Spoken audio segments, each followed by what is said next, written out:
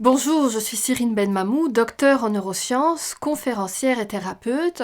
J'étudie le traumatisme depuis 2003 et j'accompagne des personnes qui souffrent de traumatisme. Vous regardez la deuxième vidéo de cette série de 4 et j'espère que vous avez vu la première vidéo. Sinon, je vous demande d'arrêter tout de suite de visionner cette vidéo-ci.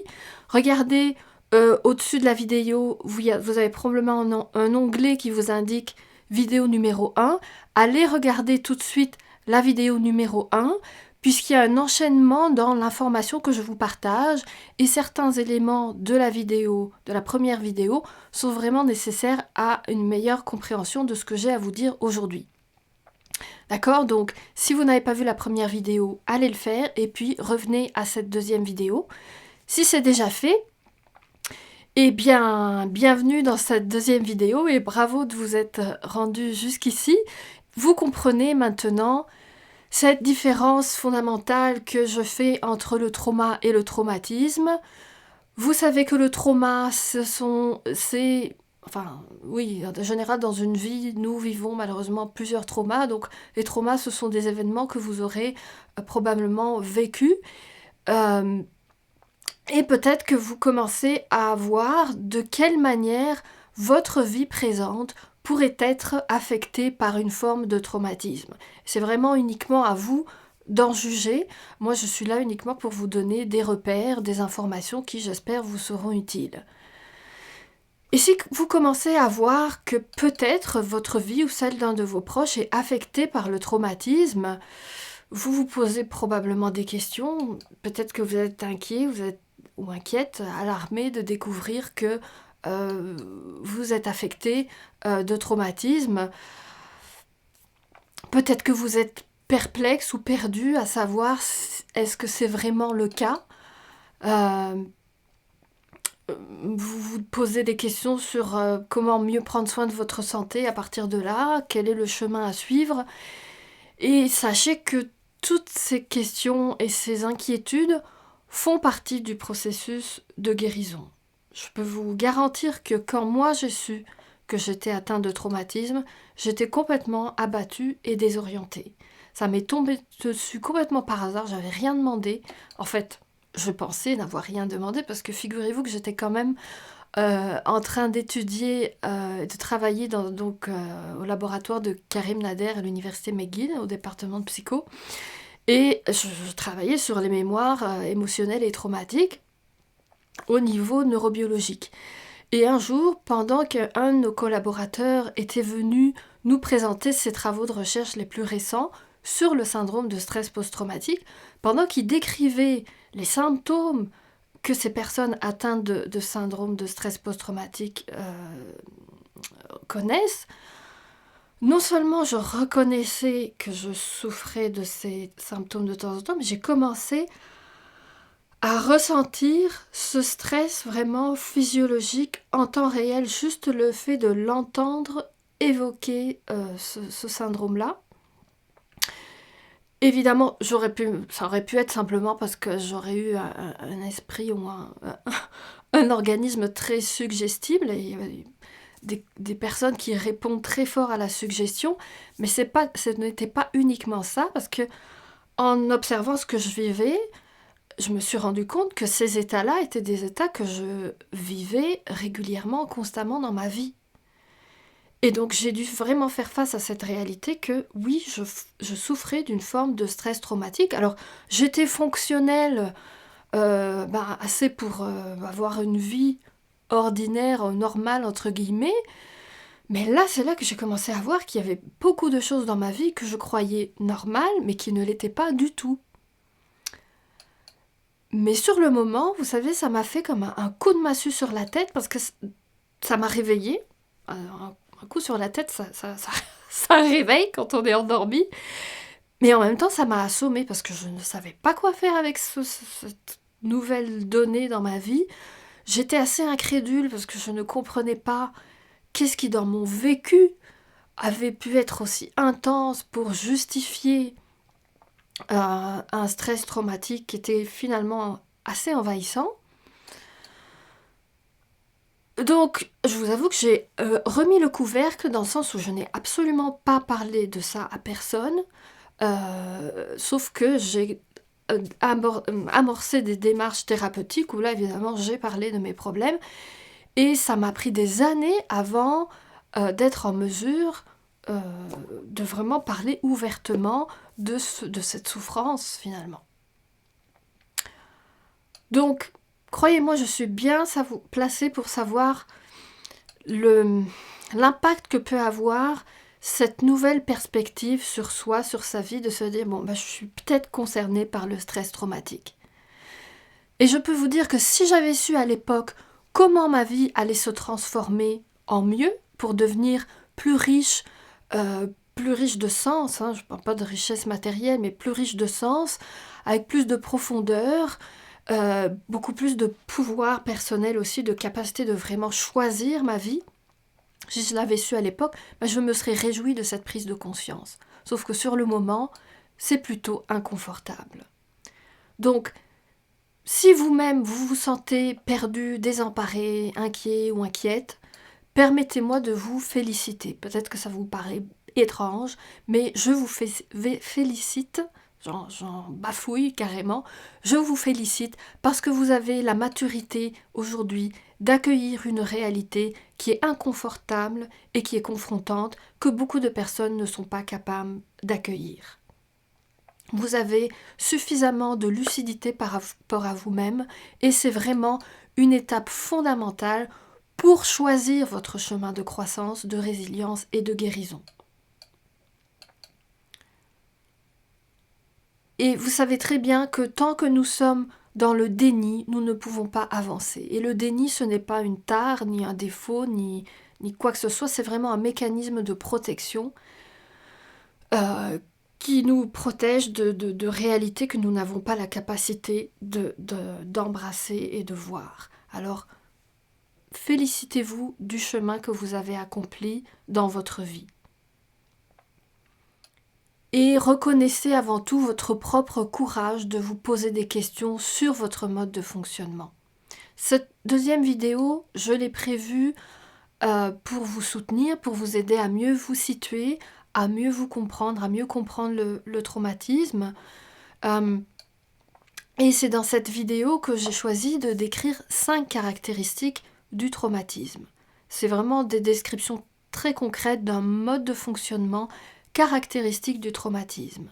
Et je vous rappelle qu'il n'est pas question pour moi d'évoquer le trauma, donc les événements déclencheurs, les événements vraiment traumatiques.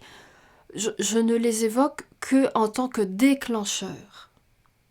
Donc personnellement, j'ai des personnes qui sont affectées de traumatisme, qui sont affectées dans leur fonctionnement à long terme, et non pas des personnes qui sont en situation d'urgence. Si actuellement vous vivez un trauma, peu importe de quelle sorte, sortez-vous de là. Ne restez pas, vous n'avez pas à subir des agressions, qu'elles soient physiques ou verbales. Si objectivement les signaux d'alerte de votre corps sont justifiés parce qu'il se passe des choses dans votre vie qui justifient cet état de stress, ce n'est plus du traumatisme, c'est du trauma. Et à ce moment-là, trouvez des solutions immédiates, agissez tout de suite. D'accord ? Donc, pour ce qui est du traumatisme, donc cette forme de stress chronique qui peut s'installer dans certaines circonstances après un trauma, ce qui devrait vous alerter à ce moment-là, c'est peut-être une forme d'échec récurrent ou un évitement systématique de certaines situations ou carrément une phobie ou une peur intense de certaines situations. Ça serait vraiment un indicateur que dans un type de situation, peut-être qu'il y a des séquelles de stress traumatique. Et je vais tenter de vous expliquer à travers 5 caractéristiques du traumatisme, de comment il se manifeste. Alors pourquoi j'ai choisi 5 caractéristiques ? Ce ne sont certainement pas les seules, hein. J'aurais pu en mettre plus, j'aurais pu en mettre moins. C'est un choix arbitraire, donc que j'assume totalement. Et je vous rappelle que ce que je vais vous dire n'est pas une vérité absolue. Ce sont des informations que j'ai envie de vous transmettre, qui peuvent vous servir de repère. Prenez ce qui vous sert et laissez tomber le reste. Ne vous limitez surtout pas à ce que je vais dire. Je vraiment fais de mon mieux pour vous expliquer les choses au meilleur de mes capacités et de mes compétences, qui sont très limitées, je vous le rappelle. Et ce que je vous dis ici ne peut en aucun cas servir de diagnostic ou se substituer à un diagnostic ou à un avis d'un professionnel de la santé. Donc vérifiez par vous-même, faites vos expériences, mais faites surtout preuve de prudence et de discernement lorsqu'il s'agit d'agir pour votre santé. Alors, maintenant que je vous ai introduit cette vidéo, passons au plat principal, c'est-à-dire les 5 caractéristiques du traumatisme. La première caractéristique que j'ai choisi de décrire pour vous, je l'ai regroupée sous le terme de perturbation somatique. Alors, c'est un terme générique qui désigne tous les phénomènes physiologiques qui sont caractéristiques de ce fonctionnement de stress traumatique. Si vous vous souvenez, dans la première vidéo, je vous expliquais comment un trauma, comment un événement perçu comme dangereux pour votre intégrité physique ou psychique, ce trauma enclenche une réaction défensive, en particulier dans la partie du système nerveux qui est autonome et qui est responsable des instincts de survie. Donc, quand votre organisme, votre système nerveux et cette partie-là du système nerveux perçoit à tort ou à raison, des fois la réaction n'est pas nécessairement justifiée, mais c'est une perception subjective de danger et donc qui enclenche cette réaction défensive. À ce moment-là, il y a un basculement instantané en mode défensif au niveau physiologique, métabolique. Et à la fin du trauma, si tout se passe bien, eh bien, cette activation est résorbée et il y a un retour à un fonctionnement en mode, on va dire, apaisé de la vie ordinaire. Et donc, si la boucle est bouclée, il n'y aura pas de développement de traumatisme. Le traumatisme est vraiment, en quelque sorte, une réaction défensive qui a mal tourné, qui ne s'est pas achevée correctement, et à ce moment-là, il y a persistance ou récurrence de l'état d'alerte en absence du trauma, en absence de danger. C'est ce qui me fait dire que le traumatisme est un stress d'origine interne qui est entretenu par un état physiologique récurrent. Et ce n'est pas parce que ce stress est d'origine interne qu'il est imaginaire. Ce n'est pas du tout un stress imaginaire.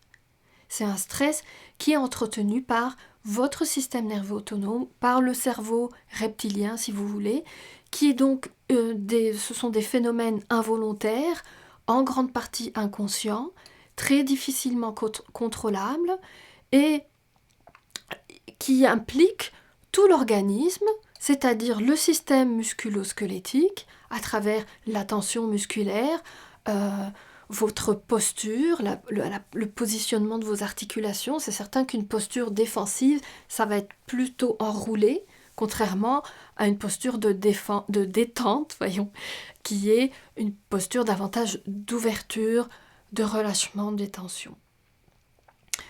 Au niveau donc musculo-squelettique, il se pourrait aussi que vous ayez développé des cuirasses défensives, qu'elles soient localisées à une région qui a subi une blessure ou bien généralisées à tout l'organisme. Nous avons tous des cuirasses défensives plus ou moins fortes, plus ou moins rigides.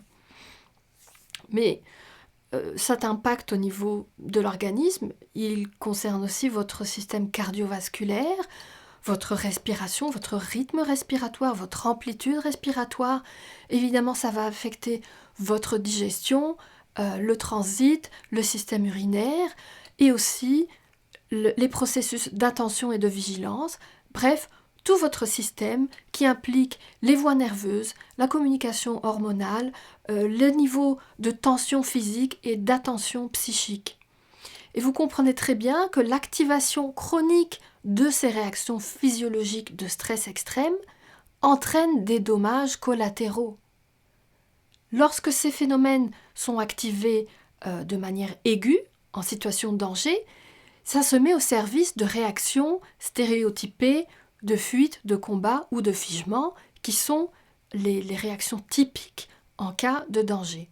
Par contre, lorsque ça devient chronique, et que surtout si ce n'est pas justifié par des questions de survie, il y a des dommages parce que le maintien de cet état réactionnel et tensionnel dans l'organisme peut entraîner des douleurs chroniques, des troubles gastro-intestinaux, des troubles du sommeil, de la fatigue chronique, des troubles de l'humeur qui peuvent aller jusqu'à certaines crises de panique.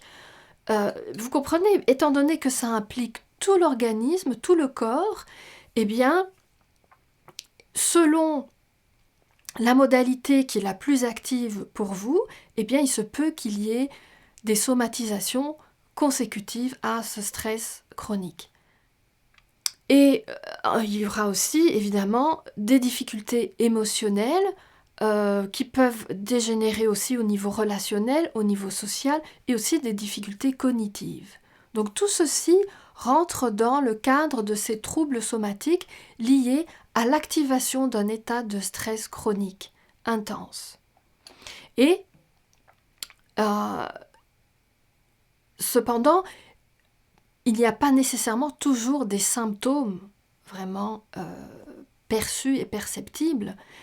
Parfois, ces troubles somatiques se manifestent par une dissociation somatique, c'est-à-dire une distance sensorielle qui est une forme de protection pour ne pas souffrir de cet état d'alerte interne. Parce qu'il est très inconfortable de vivre de manière permanente ou récurrente dans cet état de stress interne. Et de la même manière qu'en situation de danger, en situation de trauma, des fois la seule réaction possible, c'est le figement, et le figement vient avec une forme d'anesthésie des sens qui fait qu'on se dissocie et on souffre moins pendant l'événement difficile. Mais des fois, ce phénomène-là va se poursuivre en cas de traumatisme, en cas de stress chronique, par une espèce d'anesthésie du rapport à soi et à son propre corps. Et à ce moment-là, si vous souffrez de cette forme de distanciation par rapport à votre corps, vous percevrez peut-être les sensations intenses, très intenses, dans les deux extrêmes, soit très désagréables, soit très agréables, mais ce qui se situe dans l'amplitude ou la bande moyenne, on va dire, est beaucoup moins perçue à cause de cette distanciation. Donc vous voyez que les perturbations somatiques peuvent être de plusieurs natures et évidemment elles deviennent finalement une cause interne de stress. Lorsque vous avez des symptômes très inconfortables, c'est évident que ces symptômes, s'ils sont récurrents, deviennent une cause de stress parce que tant que l'origine n'est pas désamorcée, il y a une réverbération de ces symptômes. Et ceci donc entretient un cercle vicieux qui est la conséquence, à la fois la conséquence et une nouvelle cause de cet état physiologique de stress chronique d'origine interne. Et vous voyez bien que ce stress d'origine interne ne vous dispense pas de vivre, d'être exposé à d'autres agents stresseurs externes qui vont finalement aggraver votre état. Et ce qui est dommage en cas de ces troubles somatiques d'origine traumatique, c'est que vous vous retrouvez à subir votre corps au lieu de vous épanouir dans votre corps et à travers votre corps. Donc votre corps devient une sorte de prison de glace ou un enfer, c'est-à-dire une prison de glace dans le sens où si vous êtes figé et à la limite vous ne sentez pas grand-chose, et à l'opposé, un enfer parce qu'il y aurait cette activation tellement intense avec des symptômes inflammatoires ou des symptômes inconfortables que c'est vraiment, oui, c'est infernal. Et ceci, au lieu d'avoir un corps qui est votre allié pour un développement personnel. Donc si vous ne pouvez pas compter sur votre corps pour manifester votre pouvoir personnel, pour orienter vos choix de vie, au lieu de ça, vous dépensez des efforts pour contrôler ce corps qui finalement vous empêche d'avancer. Et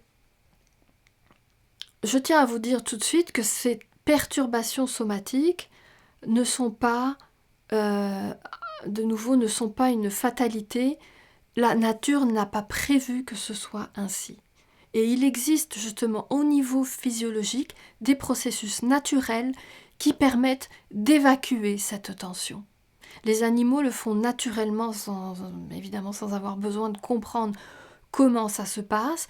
Les animaux sont beaucoup plus proches de leurs instincts que nous. Et donc, pour nous les humains, pour toutes sortes de raisons que je détaillerai à l'occasion d'autres vidéos, nous empêchons parfois ces processus naturels d'évacuation de cette tension somatique. Donc comprenez dès à présent, si vous souffrez de perturbations somatiques comme celles que je viens d'énumérer, sachez qu'il est possible de les éliminer. Et malheureusement, souvent, juste attendre que le temps passe n'est parfois pas suffisant. Donc je reviendrai plus spécifiquement dans les solutions. Je passe maintenant à la deuxième caractéristique que je voulais vous partager, qui est l'hypervigilance.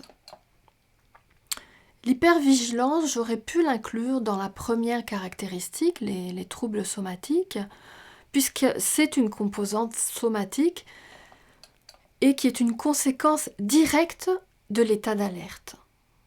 D'ailleurs, pendant un trauma, pendant un danger, l'hypervigilance va être activée pour identifier l'origine du danger. Il y a même souvent une orientation de la tête comme ça. Les animaux le font, nous les humains, nous le faisons. Donc c'est tout à fait vraiment un réflexe de localiser l'origine du danger, la nature du danger, les échappatoires possibles, donc les recours possibles. Et si c'est pertinent pendant un trauma, vous comprenez que lorsque ça devient une habitude, ça peut dégénérer en perturbation avant même l'apparition de troubles somatiques majeurs. Cette hypervigilance traduit à la fois un état de tension interne, donc une mobilisation interne d'un état de stress, et un rapport au monde, puisque c'est à partir de cette tension interne que là, l'organisme, l'attention est orientée vers une vigilance, donc une hypervigilance. Et cette hypervigilance détermine cette orientation de l'attention. Et elle est symptomatique d'une perception de danger, que le danger soit réel ou fictif.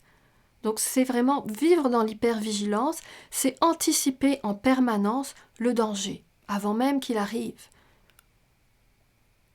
Et donc lorsque l'hypervigilance devient finalement un mode de vie, vous vous retrouvez à amplifier le stress. Vous cherchez même le stress avant qu'il apparaisse.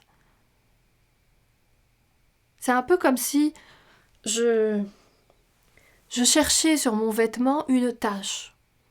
Et que je prenne une loupe et que je commence à chercher de manière obsessive la petite tache ou le petit trou. Il est très possible que j'en trouve un.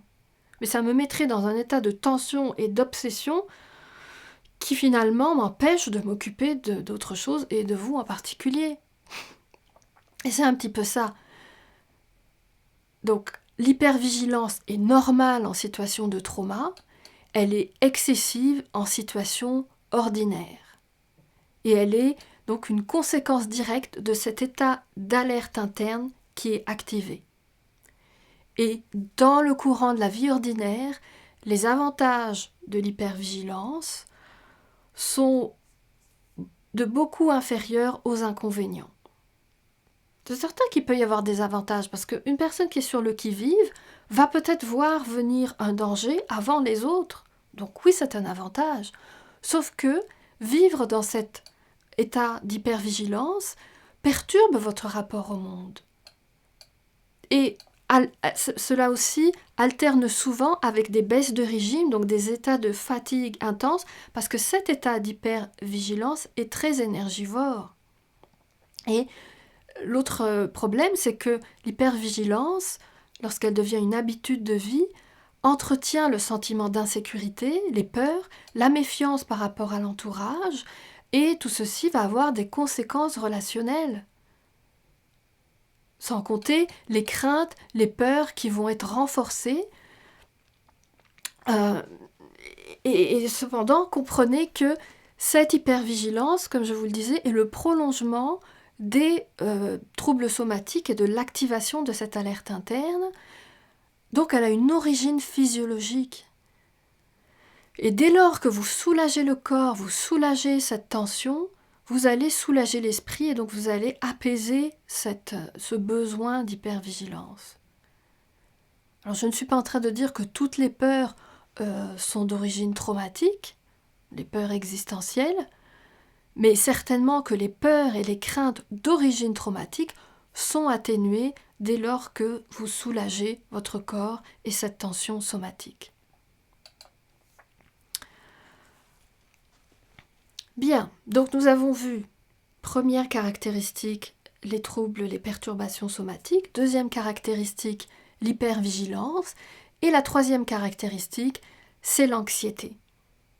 Et observez qu'il y a une progression de l'intérieur vers l'extérieur lorsqu'on passe des troubles, des perturbations somatiques qui sont directement liées à un système nerveux en état d'alerte, en état défensif, qui finalement se répercute sur un rapport au monde d'hypervigilance et qui contamine ensuite la pensée, l'orientation de votre cognition, de votre réflexion, de votre représentation du monde par des états anxieux.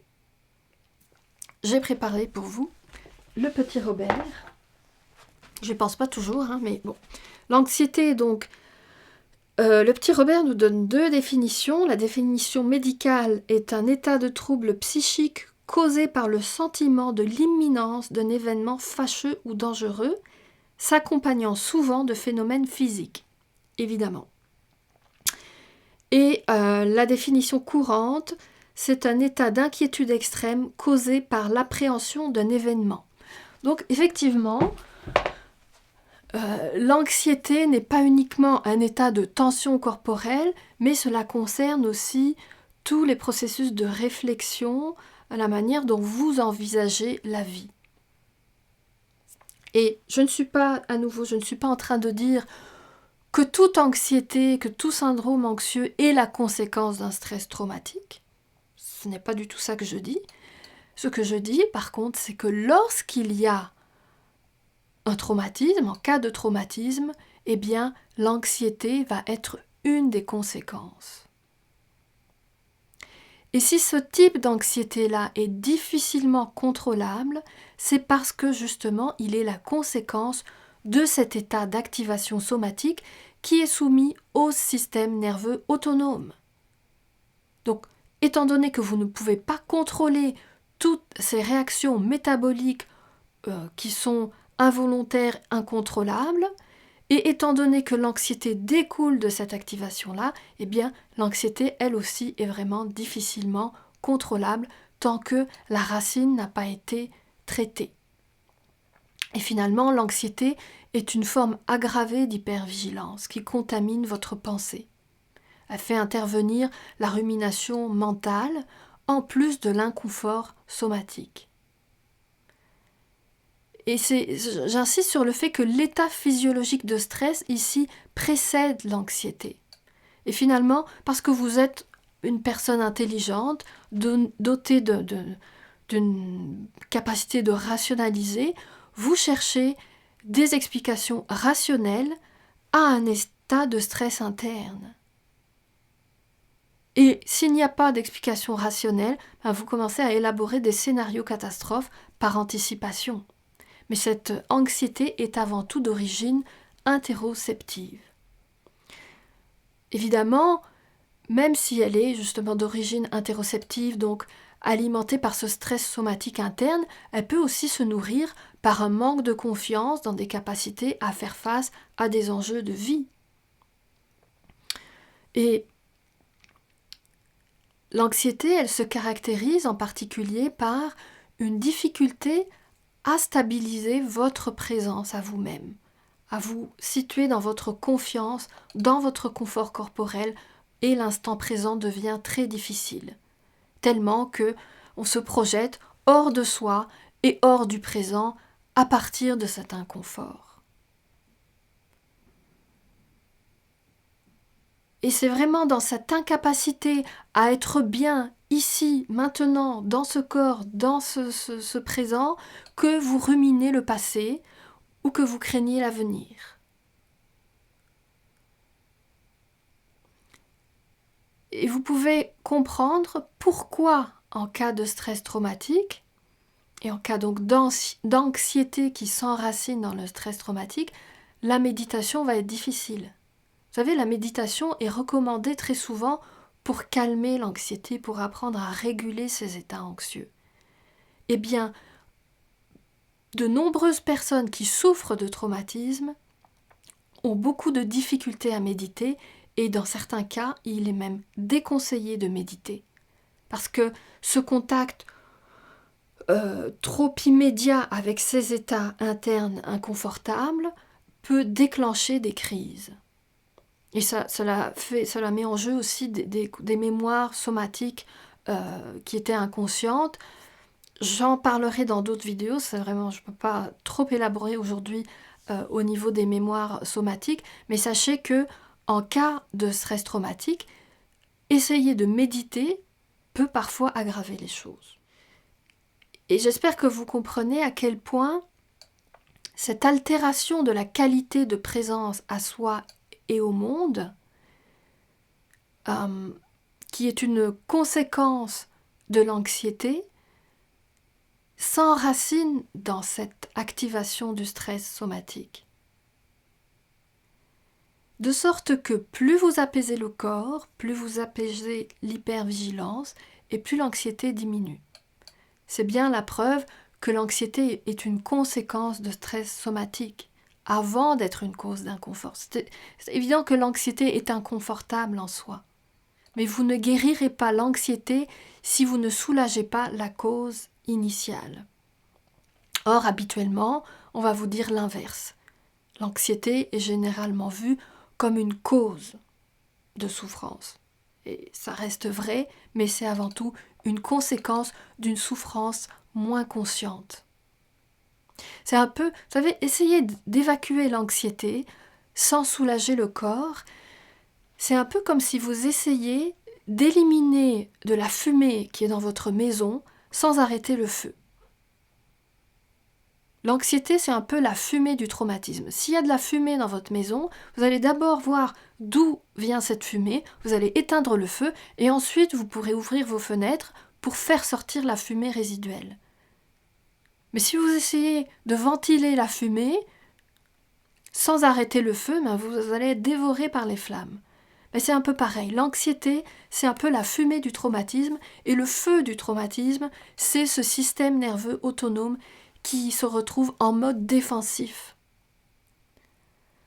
Et moi, j'ai la preuve de ceci régulièrement lorsque j'accompagne des personnes par le massage et nous réussissons à donc diminuer cette anxiété parce que le corps parce que cette activation somatique de stress est atténuée.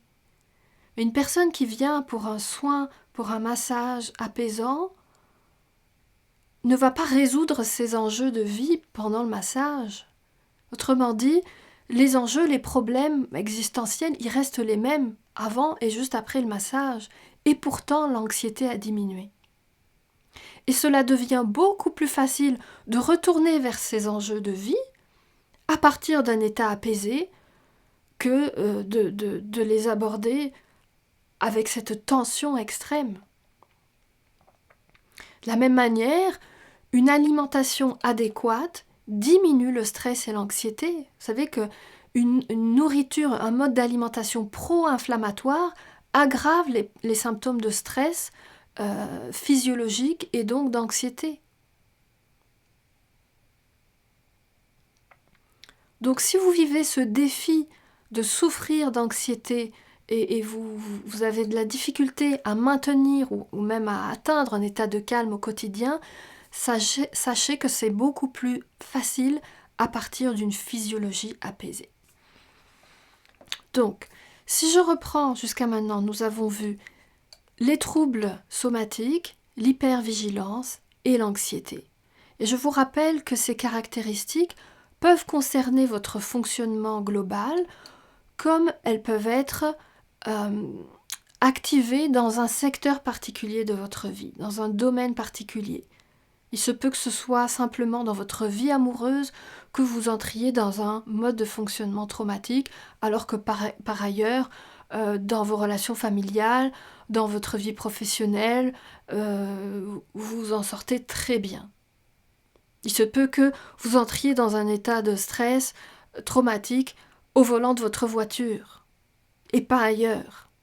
Ou bien lorsque vous allez dans un contexte particulier comme, je ne sais pas moi, un hôpital ou un supermarché, ou peu importe. Ce stress peut être activé par toutes sortes de déclencheurs. Ça peut être le fait de parler en public. Donc ces états-là de traumatisme peuvent être généralisés ou vraiment très contextuels. Mais c'est évident que plus c'est généralisé et plus c'est envahissant et cela affecte votre qualité de vie.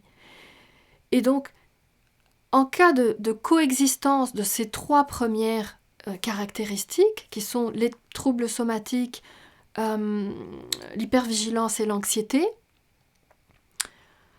il est évident que nous entrons dans une forme de perte de repère objectif par rapport au réel. Vous savez, nous avons tous une représentation de la réalité qui est très subjective, et c'est tout à fait normal que nos réalités ne soient pas absolument identiques et superposables, puisque la réalité se forme à partir, oui, d'événements, d'éléments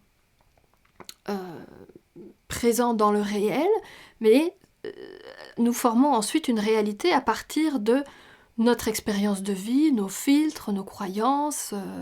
Donc, nous avons chacun une réalité. Plus nous fonctionnons dans un mode traumatique, et plus cette réalité est affectée par ce stress interne dominant. Autrement dit, en cas de traumatisme, votre corps ne vous donne pas une mesure fiable de l'environnement. Or, vos sens, vos canaux sensoriels, en principe, ils véhiculent une information de l'environnement vers votre système nerveux. Et pourtant, en cas de stress traumatique, ils vont souvent entretenir une information de stress qui est en réverbération. Et donc, cela vous donne une perception faussée de l'environnement, mais vous ne pouvez pas le savoir. Puisque le seul moyen que vous avez de vraiment sentir votre environnement, c'est le corps, c'est les sens. Et à ce moment-là, même si rationnellement, vous pouvez reconnaître que il n'y a aucun danger dans votre environnement immédiat et que cette sensation de stress, si vous en êtes conscient, est vraiment inadéquate, vous pourriez être tenté de vous raisonner et ce faisant, vous creusez encore davantage le fossé entre vos sens et votre raison. Donc il est vraiment très difficile de résoudre par la raison ce problème qui est avant tout d'ordre somatique. Et il y a une conséquence à ces 3 caractéristiques qui sont donc les troubles somatiques, l'hypervigilance et l'anxiété. C'est ce que j'ai nommé, j'ai choisi ce terme, ce n'est peut-être pas le meilleur, mais c'est le meilleur que j'ai trouvé, c'est un sentiment d'aliénation. Et je vais vous expliquer ce que j'entends par là. Lorsque votre corps, sur le plan sensoriel et proprioceptif, est contaminé par des signaux de détresse, de danger qui sont disproportionnés par rapport au réel, et que parfois même cet état de détresse interne, d'activation de stress interne dégénère en symptômes chroniques, votre physiologie n'est plus fiable, elle devient un fardeau. Donc votre corps, au lieu d'être une boussole pour vous aider à vous orienter, à faire des choix et à agir de manière efficace dans le monde, va devenir un fardeau et vous comprenez que vous ne pouvez plus vous fier à votre corps. Donc si en plus de ça, il y a sans cesse anticipation de danger dans certaines situations ou en général, une exacerbation des stresseurs qui sont déjà présents, vos décisions de vie, vous les prenez parfois ou souvent en mode de survie. En tout cas, lorsque vous êtes dans cet état de stress, de traumatisme, vous prenez des décisions à partir de cet état de survie.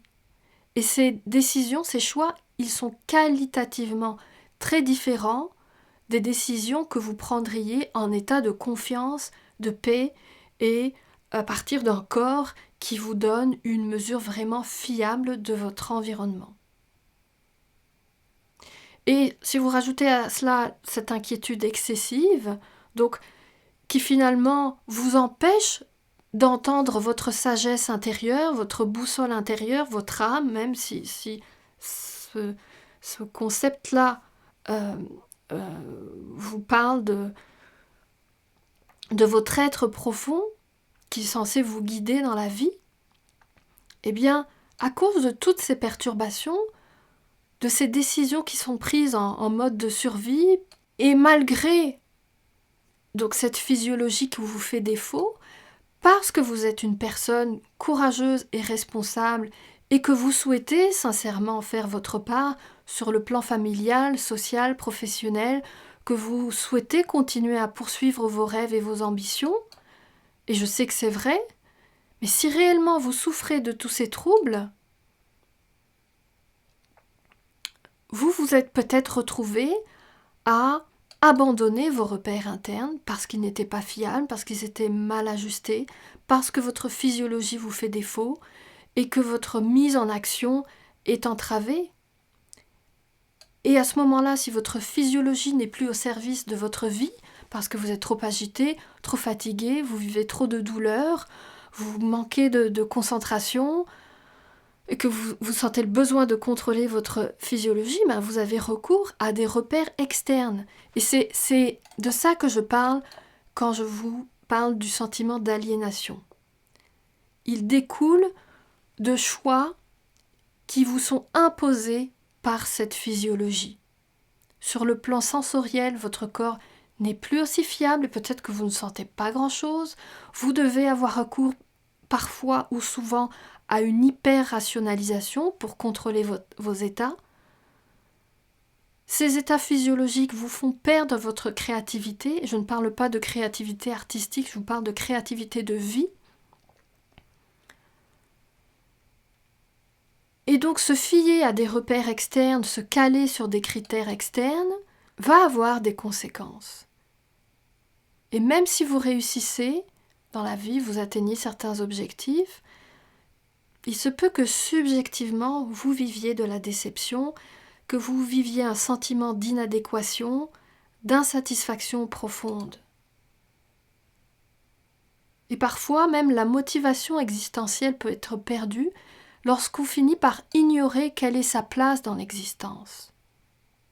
Et si vous sentez que votre vie a perdu son sens, même si vous êtes performant, même si vous réussissez à maintenir une vie, entre guillemets, je mets entre guillemets, normale, et c'est ce que j'ai vécu, ne vous sentez pas coupable si vous avez ce sentiment d'aliénation ou d'inadéquation ou de perte de sens. Et comprenez que cela ne met pas en question qui vous êtes, mais bien davantage comment vous vivez à travers votre corps, cet état physiologique qui gère maintenant votre vie. Et ce sentiment d'aliénation s'installe de manière très insidieuse, toujours de manière involontaire et souvent de manière inconsciente, puisque, à nouveau, je vous le répète, cela s'enracine dans ces troubles somatiques qui sont inconscients et involontaires. Et cela peut prendre des années avant de se réveiller avec ce goût d'étrangeté dans sa vie.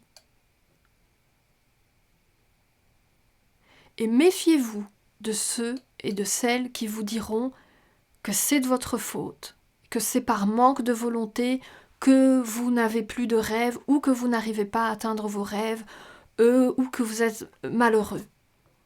Il y a une espèce de mythe là que quand on veut, on peut et que le bonheur c'est ici maintenant et il faut vivre l'instant présent. Attention. Et ne vous culpabilisez surtout pas. Je peux vous dire même que l'excès de volonté en cas de traumatisme, ça mène directement au burn-out. Et si vous vous reconnaissez ici dans ce processus, enfin dans ce chemin que je décris, honorez votre courage.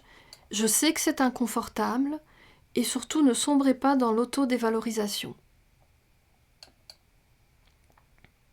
Parce que ce sentiment d'aliénation, il résulte avant tout du courage et de la volonté que vous avez déployés pour honorer vos engagements. Et peut-être vous avez fait comme je l'ai fait, vous avez remis le couvercle sur votre détresse et vous êtes finalement devenu sourd aux signaux d'alerte de votre corps. Et comprenez que vous êtes, si c'est votre cas, vous êtes avant tout victime d'une physiologie en détresse. Alors, n'alourdissez pas encore davantage votre fardeau en vous jugeant négativement. Vous méritez mieux et c'est possible. Ce que j'essaie de vous expliquer, c'est que un corps en souffrance devient votre bourreau. Et donc vous avez intérêt à prendre soin de vous, de votre physiologie, plutôt que de vous battre contre elle. Autrement, qu'est-ce qui arrive ? Si vous continuez dans cette logique de fuite en avant de vous-même, vous savez, vous pouvez fuir tout et tout le monde sauf vous-même. Et je peux vous dire, j'ai vraiment essayé très fort et très longtemps, ça ne marche pas. On ne peut pas échapper à soi. On ne peut pas échapper à ce corps. Sauf dans la mort réelle. Mais bon, à ce moment-là, c'est un peu tard. Donc, croyez-moi, j'ai essayé et cette fuite inconsciente de vous-même va vous mener finalement à une seule destination qui est la 5e caractéristique que je vous partage aujourd'hui, c'est l'impuissance existentielle, qui découle naturellement des 4 autres caractéristiques que je vous ai énumérées. Parce que, quelle que soit l'ampleur de la contamination de votre vie par le traumatisme, que ce soit cantonné à un domaine précis ou que ce soit généralisé, tant que le mode de fonctionnement reste le même, vous restez victime des circonstances. Non pas que vous vous complaisiez dans le rôle de victime, même si certains vous disent que c'est votre faute, je vous le répète, je sais que c'est faux et c'est faux. Mais si vous êtes victime, peut-être malgré vous et à votre insu, c'est parce que vous êtes coupé de votre pouvoir personnel qui s'enracine avant tout dans un corps sain, fiable et physiologiquement résilient. La résilience, c'est pas ici que ça se passe. C'est avant tout dans le corps, dans une physiologie donc qui est en accord, qui est alignée avec votre esprit. Si, lorsque vous avez envie de créer, vous êtes complètement fatigué, ou quand vous avez envie de communiquer, vous êtes pris d'angoisse, de peur, vous perdez vos moyens, vous avez envie d'être présent ici maintenant, et tout ce que vous rencontrez avant tout, ce sont des douleurs et des difficultés de concentration, eh bien, bonne chance pour vivre une vie créative et épanouissante. Même si le stress est déclenché au quotidien par des éléments externes, comme la jolie femme que vous n'osez pas aborder, ou une réunion de travail, ou une réunion de famille, ces déclencheurs externes se retrouvent à activer les états internes autonomes de stress qui sont associés aux mêmes stratégies défensives inconscientes. C'est là que cela devient un vecteur d'impuissance. Puisque même si de votre point de vue, je vous le répète, si de votre point de vue conscient, vous croyez que ces réactions sont inadaptées et vous souhaiteriez même les changer et avec raison,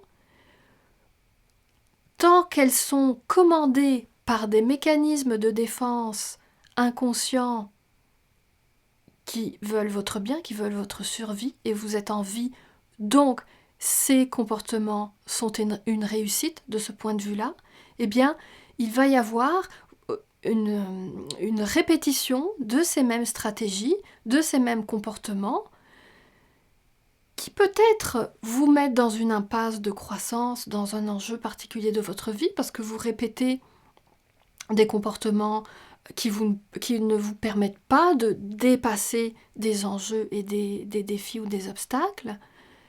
Et pourtant, ils se consolident encore et encore parce que c'est comme si vous laissiez finalement les rênes à votre système nerveux autonome.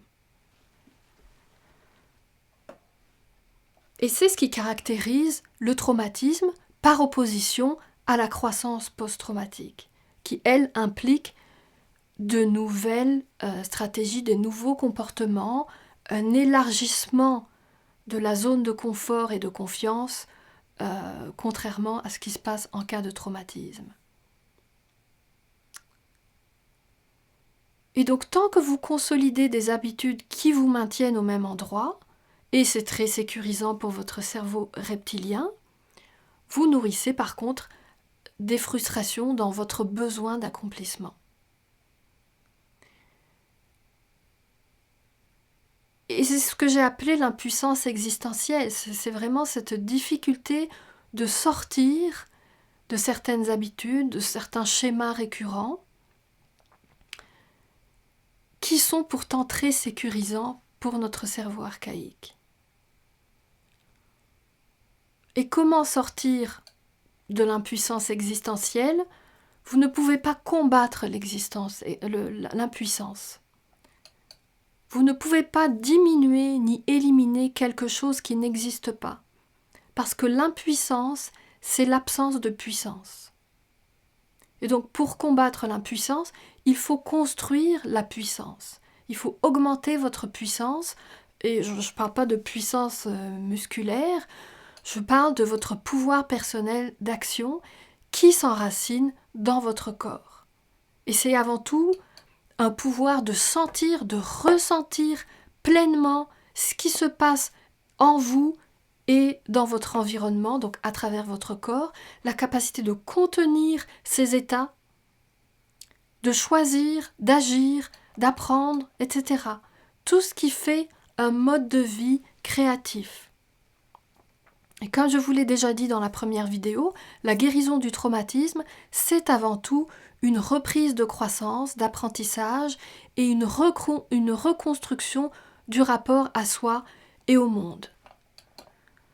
Mais tant que vous êtes dans un inconfort somatique qui fait qu'il y a une distanciation inconsciente de votre corps et que seules les expériences intenses sont perçues, donc quand je dis intense, ça peut être intensément agréable ou intensément désagréable.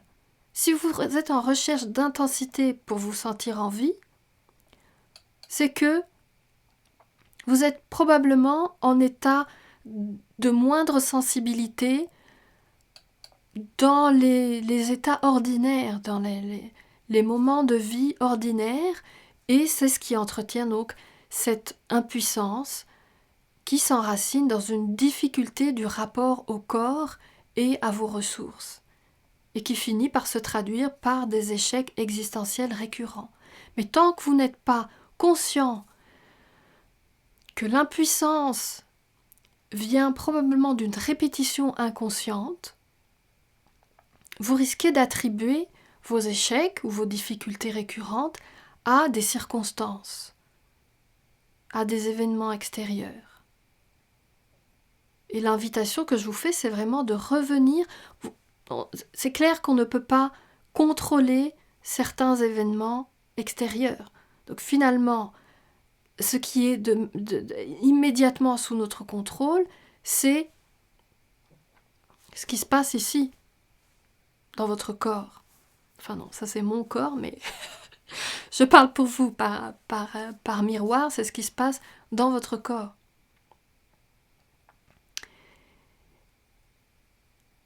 Et le piège, c'est que vous ne pouvez pas être conscient de ce dont vous êtes inconscient. Par définition, ce qui est inconscient échappe à la conscience.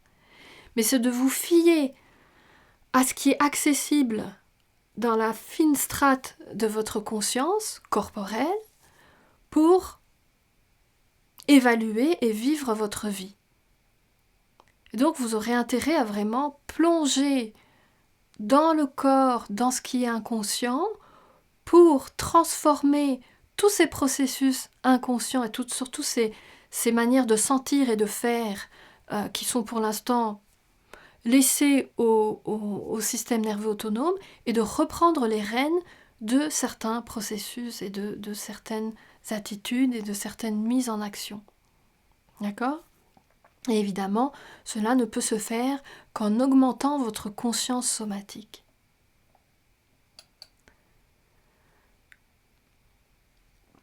Donc, si je résume ce que je viens de vous dire, vous voyez que le traumatisme engendre des perturbations dans votre rapport au corps, ou dans le rapport à votre corps plutôt, parce que c'est de votre corps qu'il s'agit, dans le rapport aux autres et donc aux circonstances extérieures, dans le rapport au temps aussi, puisque l'anxiété c'est quelque chose qui concerne le rapport au temps, mais tout ceci s'enracine avant tout dans la réponse physiologique de stress extrême qui devient chronique. Et même si la racine est physiologique, il y a évidemment des conséquences physiologiques et des conséquences psychologiques. Mais la démarche psychologique seule est insuffisante puisqu'elle ne va pas aller prendre soin de la physiologie. Alors, dans la prochaine vidéo, donc la 3e vidéo de cette série, je vous partagerai 8 pièges. Pourquoi ce sont des pièges ? Parce que ce sont des habitudes que vous avez peut-être adoptées pour contrôler, atténuer, sortir du traumatisme et qui pourtant le renforcent. Ce sont des pièges très courants et je peux vous dire d'expérience, je les ai tous pratiqués très longtemps, donc je pourrai vous en parler en détail dans la prochaine vidéo. Mais avant de vous quitter, je vous propose de reprendre notre exercice de la première fois, de la première vidéo. Reprenez cette situation personnelle que vous aviez choisie à la fin de la première vidéo. Je vous demandais de choisir une situation problématique que vous vivez actuellement dans le présent, pas nécessairement dans l'instant présent, mais dans votre vie présente, une situation qui vous fait vivre un stress intense, qui peut-être vous semble disproportionné par rapport à l'enjeu objectif. Ça peut être n'importe quoi, comme une angoisse à aborder certaines personnes ou une personne en particulier, une difficulté à surmonter un deuil, à sortir d'un burn-out, à éliminer ou changer une habitude qui vous paraît toxique. Et peu importe que vous sachiez ou pas quel genre de trauma passé a pu être à l'origine d'un stress chronique. Centrez-vous vraiment sur un enjeu actuel. Et à partir de ce que je vous ai dit aujourd'hui, essayez de voir si vous identifiez une ou plusieurs de ces 5 caractéristiques que je vous ai décrites, donc les troubles somatiques, soit symptomatiques, soit asymptomatiques, donc dans cette distance par rapport au corps, mais donc des troubles somatiques, l'hypervigilance, l'anxiété, un sentiment d'aliénation et de l'impuissance. Donc voyez si une ou plusieurs de ces caractéristiques se manifestent dans la situation que vous avez choisie. Donc c'est certain que la distanciation par rapport au corps, elle est souvent aperçue, donc elle est inconsciente, mais pour tout le reste, je pense que vous pourriez être en mesure de répondre à la question. Et notez, observez d'abord, et notez qu'est-ce que cela vous fait de savoir que ces manifestations sont peut-être les conséquences d'un stress avant tout physiologique, plutôt que de votre inadéquation en tant que personne. Quand vous adoptez cette perspective d'une physiologie en détresse, plutôt que d'une personne, de votre personne qui serait inappropriée, qu'est-ce que cela change pour vous? Qu'est-ce que cela déclenche en vous? De reconnaître que finalement, vous n'êtes pas responsable, vous êtes victime vous-même d'une physiologie en difficulté. Et que ce n'est ni une question de qualité de votre être, ni une question de volonté. D'accord ? Notez-le. Notez-le sur votre journal ou dans votre carnet ou la feuille que vous avez prise. Nous allons poursuivre cet exercice au fil de la 3e et de la 4e vidéo. Et si vous voulez bien, partagez en dessous de la vidéo, dans un commentaire, quelles sont vos résonances personnelles au point où vous êtes rendu là aujourd'hui. Puisque vous avez peut-être déjà remarqué à quel point l'échange peut enrichir et peut approfondir votre compréhension. Et voilà, ce sera tout pour aujourd'hui. La suite, ce sera dans la 3e vidéo, comme je vous le disais, pour analyser ensemble les pièges du traumatisme. Je vous remercie pour votre écoute et je vous dis à bientôt.